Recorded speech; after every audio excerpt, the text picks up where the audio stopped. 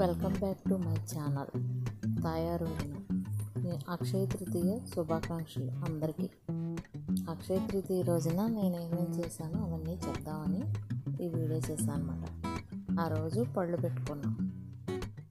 పెట్టుకొని పెద్దలందరికీ దండం పెట్టుకొని ముత్తైదులు పిలుచుకొని, మామూలుగా అయితే మామిడి పళ్ళు రాగానే తినం మేము. ఇలా దేవుడి దగ్గర పెట్టుకొని పాలు పొంగించుకొని ఇళ్ళు గుమ్మాలు శుభ్రాలు చేసుకుని పళ్ళు పంచి పెట్టుకున్నాకే మేము మామిడి పళ్ళు తింటాం అన్నమాట. మేము ఇలా చేసుకున్నాము. పూజ చేసుకుని పసుపు కుంకాల గుర్తులు ఒకటి మనం వాడుకోవటానికి, ఒకటి దేవుడికి. తర్వాత నేను గుళ్ళో పూజ కూడా చేయించాను. పంచదార బూందీ చేయించా. ఆ పంచదార బూందీ పందరంతా తిరిగినా దొరకలా, పెడంలో కూడా దొరకకపోతే ఆర్డర్ ఇచ్చి చేయించా అనమాట. నాకు ఎందుకో పంచదార బూందీ ఇవ్వాలనిపించింది. ఆంజనేయ సంగుల్లో పూజ చేయించాలనిపించింది, అలా చేయించా. నేను అక్షయ తృతీయ అని బంగారాలు అయ్యి ఏం కొనలేదు. శుభ్రంగా పళ్ళు పెట్టుకున్నాను, మామిడి పళ్ళు తెప్పించుకున్నాను, కళ్ళుప్పు తెప్పించుకున్నాను, పసుపు అయ్యి తెప్పించుకున్నాను. ఇంకా అవే బంగారం ఆస్తి. ఇక ఈ విధంగా నేను సెలబ్రేట్ చేసుకున్నాను అన్నమాట అక్షయ తృతీయని.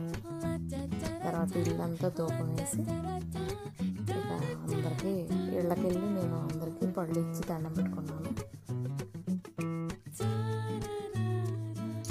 పొద్దున్న పూజ ఆ టయానికి ఇవ్వలేదు, ఇలా ఆర్డర్ ఇచ్చింది స్వీట్. అప్పుడు ఇంకా రెండో పూట వెళ్ళి పూజ చేయించాను అనమాట. ఇంకా ఉదయం వెళ్ళలేదు, ఉదయం వెళ్ళి తిరిగేసి వచ్చాం. ఇక రెండో పూట చేయించాను పూజ. తాయితీగా ఎంత బాగా చేశారో తాయితీగా చేయించుకున్నాను. ఉత్తప్పుడైతే హడావిడి. సాయంత్రం ఖాళీగా ప్రశాంతంగా, చాలా ప్రశాంతంగా దండం పెట్టుకున్నాం. ఇది నా పూజ హడావిడి. అక్షయ తృతీయ శుభాకాంక్షలు అందరికీ. Please like, share, subscribe, support me. మీ అక్షయ తృతీయ మీరు ఎలా చేసుకున్నారో నాకు కామెంట్లో చెప్పండి.